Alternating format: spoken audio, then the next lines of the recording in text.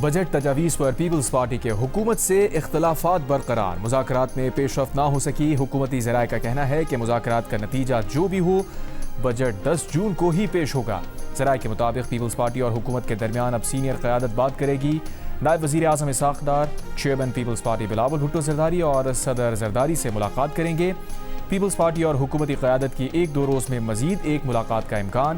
حکومتی ذرائع کا کہنا ہے کہ پیپلز پارٹی کو بجٹ اجلاس سے قبل کوئی اہم قانون سازی نہ کرنے کی یقین دہانی کرائی گئی ہے۔ بجٹ اقتصادی رابطہ کونسل اجلاس کے بعد پیش ہوگا اور کونسل کا اجلاس گلگت بلتستان سے بلاول بھٹو کی اسلام آباد واپسی کے بعد ہوگا۔ منگل کو حکومت نے وفاقی بجٹ 5 جون کو پیش کرنے کا فیصلہ مؤخر کیا تھا۔ وزیر خزانہ محمد اورنگزیب کا کہنا ہے کہ 10 جون کو پیش ہونے والے بجٹ میں کوشش ہوگی کہ کوئی نیا ٹیکس نہ لگایا جائے۔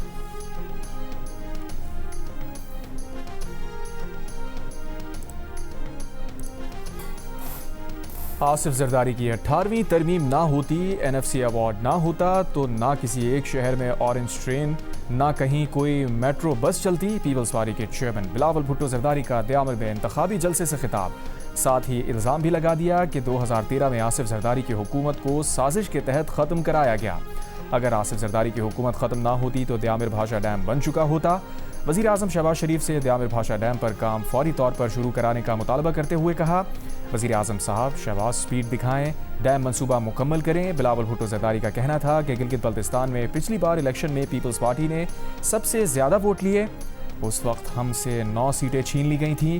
اس بار عوام جیالہ وزیر اعلیٰ منتخب کرائیں گے۔ پیپلز پارٹی 2 سال بعد عام انتخابات میں بھی کامیابی حاصل کرے گی۔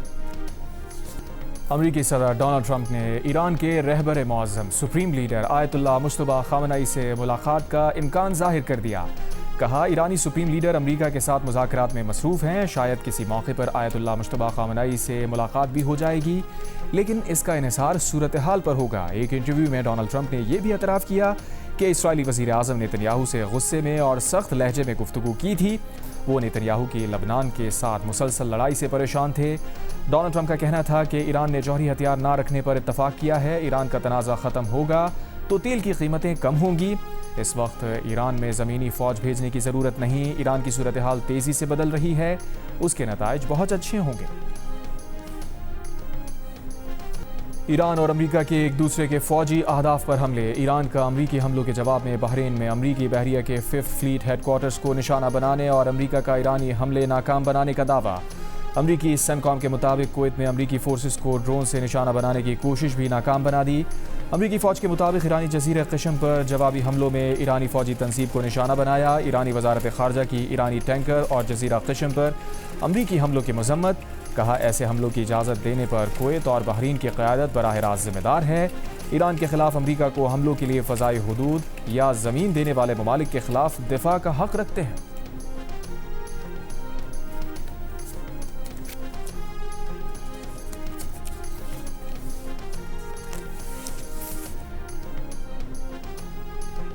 ایرانی افواج امریکی استعمال کے مقامات پر دفاعی کارروائیاں کر رہی ہے۔ ایران کسی بھی دشمنی کے اقدام کا فوری اور فیصلہ کن جواب دے گا۔ ایرانی وزیر خارجہ عباس اراغچی کا بیان، کہا، امریکہ جو کچھ پابندیاں اور جنگ سے حاصل نہیں کر سکا وہ مزید جنگ سے بھی حاصل نہیں کر سکے گا۔ اس سے پہلے ایرانی وزیر خارجہ عباس اراغچی کے پاکستان، سعودی عرب، فرانس، ترکی، قطر، مصر کے وزراء خارجہ سے ٹیلیفونک رابطے ہوئے۔ جاپان میں ایرانی سفارت خانے کے مطابق ایرانی وزیر خارجہ نے فیلڈ مارشل عاصم منیر سے بھی ٹیلیفونک گفتگو کی۔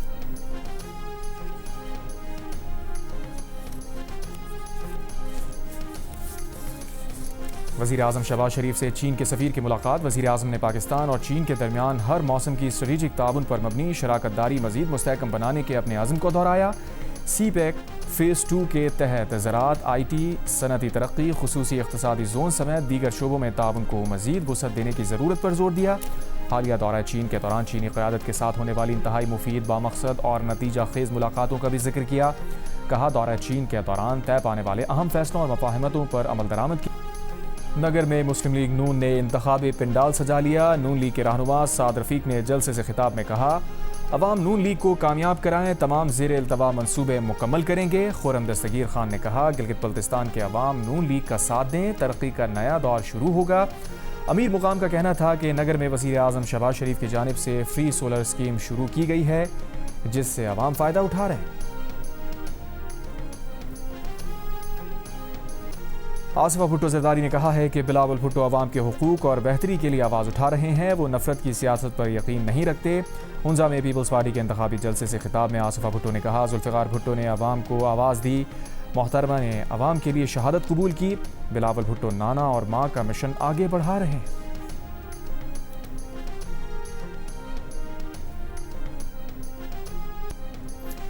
Chairman P T I barrister Gohar کا گلگت بلتستان انتخابات میں پارٹی کو یکساں مواقع کی فراہمی کا مطالبہ، رہنماؤں کو صوبہ بدر کرنے پر افسوس کا اظہار۔ شگر میں کارنر میٹنگ سے خطاب میں کہا، کسی کو الیکشن سے آؤٹ کرنا جمہوریت کا نقصان ہے، آئین و قانون ہر پاکستانی کو ملک بھر میں جانے کی اجازت دیتا ہے، افسوس ہے کہ ہمارے لیڈر کو آنے نہیں دیا گیا، جو آئے انہیں صوبہ بدر کر دیا گیا۔ ایک ہی پیغام ہے کہ گلگت بلتستان میں الیکشن صاف اور شفاف ہوں، ہمارے ساتھ امتیازی سلوک نہ کیا جائے۔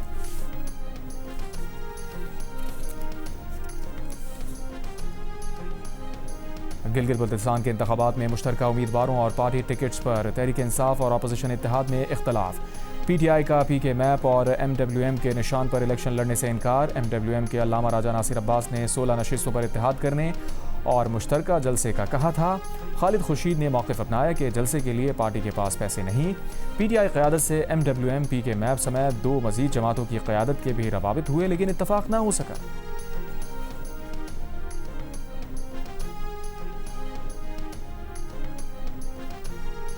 پاسداران انقلاب کی کویتی ہوائی اڈے پر حملے کی تردید۔ ترجمان پاسداران انقلاب نے کہا، ہوائی اڈے پر تباہی ایرانی میزائل روکنے کے دوران امریکی دفاعی نظام پیٹریاٹ میں خرابی کے باعث ہوئی ہے۔ سینٹرل کمانڈ کی تردید، دعویٰ کیا کویت ایئرپورٹ کو امریکی میزائل انٹرسیپٹر سے نقصان نہیں پہنچا۔ کویتی وزارت خارجہ کی ایران کے ڈرون میزائل حملوں کی شدید مذمت۔ ایرانی سفارتی عملے میں کمی کا فیصلہ، ایرانی ناظم الامور کو دفتر خارجہ طلب کر لیا۔ 2 ایرانی سفارتکاروں کو ناپسندیدہ قرار دے کر 24 گھنٹوں میں کویت چھوڑنے کا حکم دے دیا۔ کویت ایئرپورٹ پر حملے میں 1 بھارتی شہری ہلاک، 63 افراد زخمی ہوئے۔ ایرانی حملے کے کچھ گھنٹے بعد کویت انٹرنیشنل ایئرپورٹ کو کھول دیا گیا۔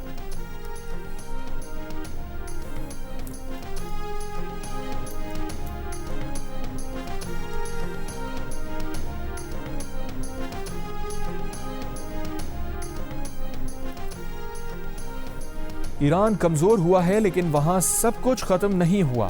اسرائیلی وزیر اعظم نیتن یاہو نے ٹرمپ کے ایرانی نیوی، بحریہ اور فوجی صلاحیتیں ختم کرنے کے دعووں کو مشکوک کر دیا۔ امریکی میڈیا سے گفتگو میں نیتن یاہو نے کہا، ایران اب تک جوہری مواد ختم کرنے پر بھی راضی نہیں ہوا ہے۔ بعض اوقات حکمت عملی پر ٹرمپ سے اختلافات ہوتے ہیں، لیکن وہ اور ٹرمپ ایران سے متعلق بنیادی باتوں پر متفق ہیں۔ وزیر اعظم شہباز شریف سے صنعت کاروں اور کاروباری شخصیات کے وفد کی ملاقات۔ وزیر اعظم نے کہا، بجٹ میں غیر رسمی معیشت کو ٹیکس نیٹ میں لانے اور عوام کو ریلیف دینے کے اقدامات کیے جا رہے ہیں۔ ایسی صنعتوں کے فروغ کے لیے کوشاں ہیں جن سے ملکی پیداوار بڑھے۔ حکومت اور نجی شعبے کی مضبوط شراکت داری معاشی ترقی کی ضمانت ہے۔ برآمدات پر مبنی ترقی کی راہ پر گامزن ہے، یہی ہماری معاشی پالیسی کا محور ہے۔ مشکل معاشی حالات میں حکومت کا ساتھ دینے پر کاروباری ادارے کے شکر گزار ہیں۔ ملک کی ممتاز کاروباری شخصیات نے حکومتی پالیسیز خوشائند قرار دے دیں، کہا ایکسپورٹ بڑھانا وقت کی ضرورت ہے۔ صنعت کار محمد علی ٹبا نے کہا، وزیر اعظم بھی برآمدات بڑھانے کے لیے ٹیکسز میں کمی لانا چاہتے ہیں، امید ہے اس سے برآمدات بڑھیں گی۔ عامر ابراہیم نے کہا، سافٹ ویئر برآمدات بڑھانے کے لیے براڈ بینڈ لیئر کی ضرورت ہے۔ وزیر اعظم نے اے آئی کے لیے 3 ارب روپے رکھنے کا وعدہ کیا ہے۔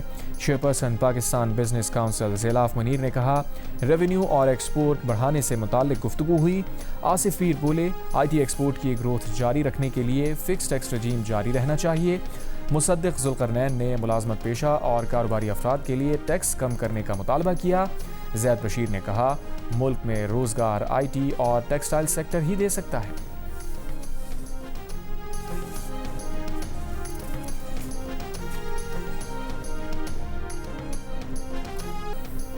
وزیر اعلیٰ خیبر پختونخوا سہیل آفریدی نے اگلے مالی سال کے صوبائی بجٹ پر مشاورت کے لیے بانی پی ٹی آئی سے جیل میں ملاقات کی اجازت مانگ لی۔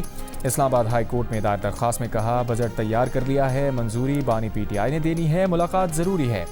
صوبائی مشیر خزانہ مزمل اسلم نے الزام لگایا، وفاق کے ترقیاتی منصوبوں میں خیبر پختونخوا کے صرف 6 منصوبے شامل ہیں، وفاق کے بجٹ میں خیبر پختونخوا کے لیے کچھ نہیں ہے۔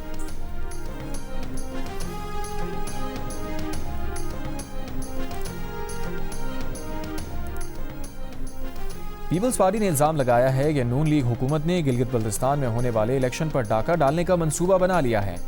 پروگرام کیپٹل ٹاک میں پیپلز پارٹی کے آغا رفیع اللہ نے کہا، جس طرح آزاد کشمیر میں ایکشن کمیٹیز بنی ہیں اسی طرح گلگت بلتستان میں بھی ایکشن کمیٹیز بنے گی۔ وزیر مملکت بیرسٹر عقیل ملک نے کہا، اتحادیوں اور نون لیگ کو ایک دوسرے پر اعتماد ہے۔ پیپلز پارٹی کی رضامندی اور اجازت کے بغیر کوئی قانون سازی نہیں ہوتی۔ تحریک انصاف کے بیرسٹر عمیر نیازی نے کہا، وزیر اعلیٰ سہیل آفریدی نے جو 10 جون کو پارلیمنٹ کے باہر دھرنے کا اعلان کیا ہے اس پر ابھی تک تحریک انصاف کی پولیٹیکل کمیٹی میں فیصلہ نہیں ہوا۔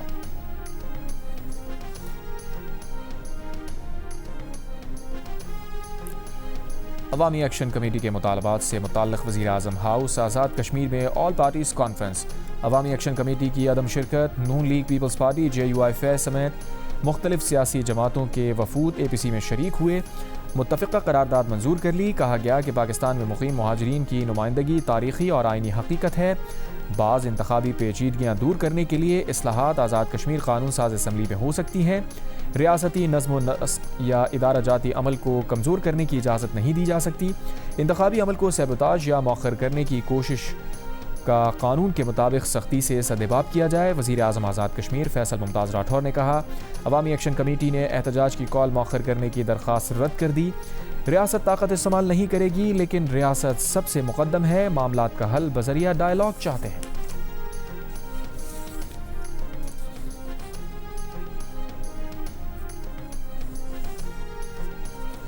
محکمہ موسمیات کی خیبر پختونخوا اور گلگت بلتستان میں آج سے آندھی اور گرج چمک کے ساتھ بارش کی پیش گوئی۔ لینڈ سلائڈنگ کا خدشہ۔ ناران بابوسر شاہراہ کی بحالی، صفائی اور ملبہ ہٹانے کے لیے بابوسر ٹاپ 8 جون تک ہر قسم کی ٹریفک کے لیے بند۔ لینڈ سلائڈنگ سے متاثرہ جگلوٹ اسکردو روڈ ٹریفک کے لیے بحال۔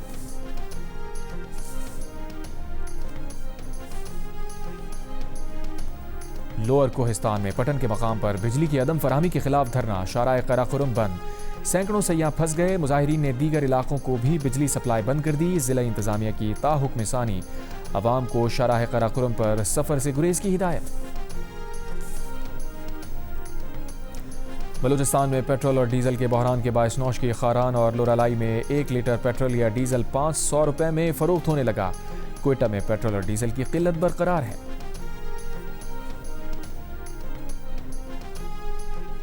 کراچی کے علاقے میٹروویل خٹک چوک پر پولیس اہلکار کی فائرنگ سے ڈاکو ہلاک۔ پولیس کے مطابق ملزمان شہری کو لوٹ رہے تھے۔ پولیس اہلکار کی فائرنگ سے شہری بھی زخمی، ڈاکو کے 2 ساتھی فرار۔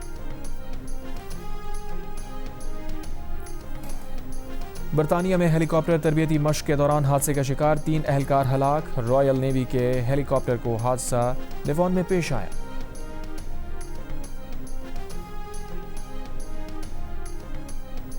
پاکستان اور آسٹریلیا کے درمیان 3 میچز کی سیریز کا آخری اور فیصلہ کن میچ آج قذافی اسٹیڈیم میں کھیلا جائے گا۔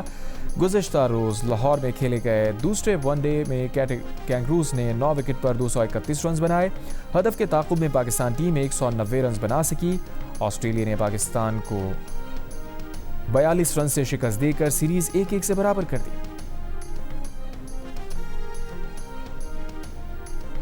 کراچی میں شارع فیصل پر ٹریکٹر کی ٹکر سے بچہ جاں بحق، ٹریکٹر ڈرائیور کی فرار کی کوشش پولیس نے گرفتار کر لیا۔ پولیس کا کہنا ہے کہ بچہ اپارٹمنٹ کے باہر سائیکل چلا رہا تھا، ٹریکٹر نے ٹکر مار دی۔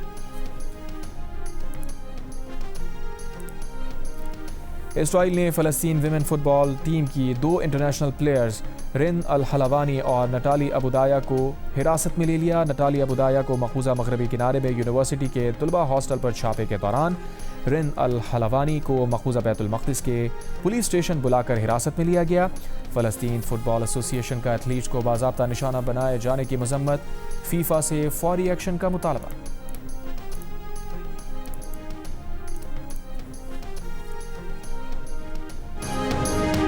اور سال کے دوسرے tennis grand slam French open میں اپ سیٹ نتائج کا سلسلہ جاری۔ خواتین سنگلز میں عالمی نمبر 1 اور ٹاپ سیڈ اریانا سابالینکا آؤٹ ہو گئیں۔